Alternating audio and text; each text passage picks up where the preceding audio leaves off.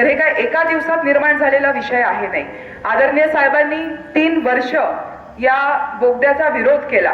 जेव्हा पहिली संकल्पना होती 2018ची, त्याच्यात डिंब्यातलं जे बोगदा करायचं ठरलेलं ते 11 मीटरच्या पातळीवर ठरलेलं. त्या पत्रावर साहेबाची सहमती होती, कारण पाणी काय कोणाचा मालकी अधिकार नाहीये, ती देवाची देण आहे, निसर्गाची देण आहे. आणि पाण्याच्या शिवाय जगणं काय असतं आंबेगावच्या जनतेला माहिती आहे, त्यांनी ते दुष्काळी दिवस काढलेले आहेत.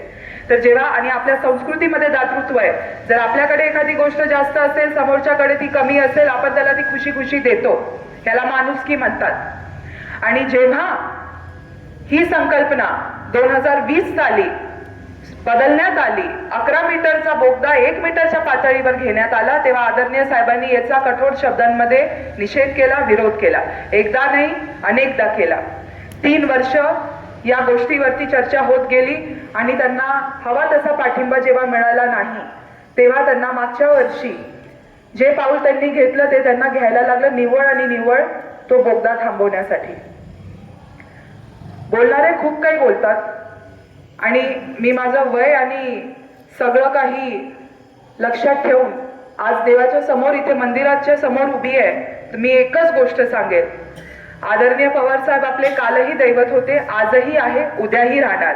आदरणीय सुप्रियाताई कालही आमच्या होत्या, आजही आहे, उद्याही राहणार. या नेहमी आयुष्यभर माझ्या मार्गदर्शिका राहणार. आपलं भांडण आदरणीय पवार साहेबांशी किंवा कोणाशी अजिबात नाही. आपण त्यांना सोडलं किंवा काही दुरावा आला याच्यात काही तथ्य नाही. आपण फक्त आपल्या लोकांच्या हक्काच्या पाण्यासाठी उभं राहिलो. जर गेल्या 3 वर्षामध्ये या बोगद्यासाठी साहेबांनी अथक प्रयत्न केले याला स्थगिती आणायला, आणि त्याच्यात काहीही निष्पन्न झालं नाही. जेव्हा आपली बाजू आपण मांडूनही आपल्याला हवा तसा पाठिंबा फक्त या गोष्टीमध्ये भेटला नाही, तेव्हा आपलं पाणी वाचवायसाठी साहेबांना हे करायला लागलं. आपल्या 7 लाख जनतेला निष्ठा दाखवण्यासाठी साहेबांना हे करायला लागलं. शेतकऱ्यांचं पाणी वाचवणं हे निष्ठा दाखवणं आहे का शेतकऱ्यांचं पाणी पळवणाऱ्या लोकांना साथ देणं ही निष्ठा आहे. आणि 7 लाख जनतेचं पाणी वाचवणं, 7 लाख जनतेचं पाणी देणं ही कुठल्याच निष्ठेची किंमत नसू शकते. दातृत्व आपल्यातही आहे. कधी काही कुठेही असा वाईट प्रसंग घडला, ते सांगली असेल, गुजरात असेल, कुठेही काही झालं, आपल्या स्वतःच्या तालुक्यामध्ये, आपल्या माळींमध्ये इतका भयानक प्रसंग घडला, आपल्या अख्ख्या तालुक्याच्या जनतेने तिकडे मदतीची हाकेला तिकडे धावून गेले. आपण कधीच कोणाचं हिसकून आपलं काही करत नसतो, पण आपल्या जनतेच्या हक्कात तो बोगदा जर झाला असता तर तुम्हाला माहिती आहे काय झालं असतं? 3 महिन्यात अख्खं धरण खाली झालं असतं. 6 महिने एक थेंब त्या बोगद्या धरणामध्ये पाणी नसतं राहिलं. मग काय केलं असतं आपण? एखादा खराब उन्हाळा आला, 1 दिवस पाणी नाही भेटलं तर कशी तळमळ होते सगळ्यांना. 6 महिने जर पाणी नाही राहिलं तर मग काय करणार आपण? काय शेती करणार, काय पिकवणार, काय विकणार, काय खाणार, काय आपल्या मुलांचं भविष्य राहणार, काय आपल्या तालुक्यांचं भविष्य राहणार? एवढी कारखानदारी झाली आहे, एवढं सहकारात आपण प्रगती केली आहे, हे सगळं काय ठप्प होणार?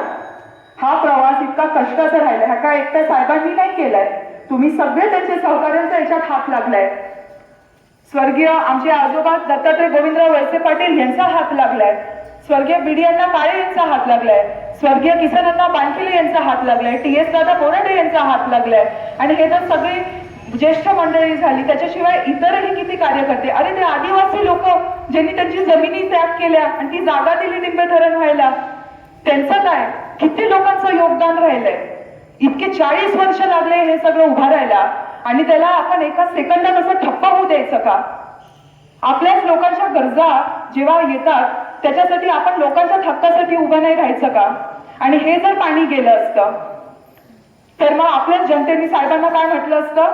तुम्हाला तुमची प्रतिष्ठा प्रिय होती, तुमची प्रतिमा प्रिय होती, म्हणून तुम्ही आमचं पाणी विकलं.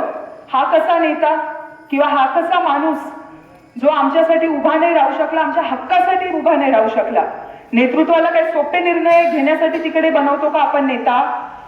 नेतृत्वाला कठीण निर्णय घ्यावे लागतात, योग्य निर्णय घ्यावे लागतात, जनहितेसाठी निर्णय घ्यावे लागतात. त्याच्यात साहेबांचा काय व्यक्तिगत स्वार्थ? त्यांच्या शेताचं पाणी कोणी कापत होतं? त्यांच्या घराचं पाणी कोणी कापत होतं? 7 लाख जनतेचं पाणी कापलं चाललं होतं. साहेबांनी इतकंही म्हटलं की जर जे आपलं पाणी नगर जिल्ह्यात न्यायसाठी इच्छुक होते, तुम्हाला जर हे फक्त तुमच्या मतदारसंघाच्या विकासासाठी करायचं असेल तर तुम्ही एक काम करा, तुम्ही आंबेगावमध्ये या, आमच्या लोकांचं प्रतिनिधित्व करा. आमचे कोणी कार्यकर्ते उभे नाही राहणार, आमच्या घरातलं कोणी उभं नाही राहणार. तुम्हाला आमच्या सगळ्यांचा पाठिंबा मिळेल, पण आमच्या सगळ्यांचं 40 वर्षाचं आयुष्यभराचं काम तुम्ही मातीत घालू नका. तर जेव्हा व्यक्तिगत काही किंमत द्यायची विषय आला तेव्हा साहेबांनी ते सुद्धा दिलं. घेऊन टाका आमदारकी. खूप भोगलंय साहेबांनी देवाच्या कृपेने. त्यांना अजून काय, त्यांना एवढंच पाहिजे होतं की दुष्काळावरती आपला आलेला तालुका अजून आपला प्रगतीचा पाया पुढे गेला पाहिजे आणि कोणी त्याला बिघडवलं नाही पाहिजे. याच्यात काय चुकीचं आहे? आपण कोणाला काय दगाफटका केला, आपण कोणाचा अपमान केला, कोणाला आपण इथे अपशब्द बोलले? आदरणीय पवार साहेब आपल्या सगळ्यांसाठी किती आदरणीय आहे. त्यांच्याबद्दल तर कोणीच कधी अपशब्द बोलणं आपल्या मनात पण नाही, डोक्यातही नाही, आपली तेवढी पात्रताही नाही. ते आजही आपल्यासाठी सर्व काही आहे. त्यांचा हा विषयच नाही, आपलं त्यांच्याशी काही भांडणच नाही. आपलं भांडण आहे, भांडण पण मी म्हणणार नाही, आपला वाद आहे आपल्या हक्काच्या पाण्यासाठी. कोणी तर आपला हक्काचा तोंडातला घास हिसकून नाही न्यायला पाहिजे, एवढंच आपली सगळे इकडे विषय आहे. देवाच्या समोर इकडे उभी राहून मी तुम्हाला सांगते, समोरच्यांना बोलायला काय होतं, तुम्ही कोण होता निष्ठेचं प्रमाणपत्र मागणारे? 7 लाख जनतेला निष्ठा दाखवली आदरणीय वळसे पाटील साहेबांनी.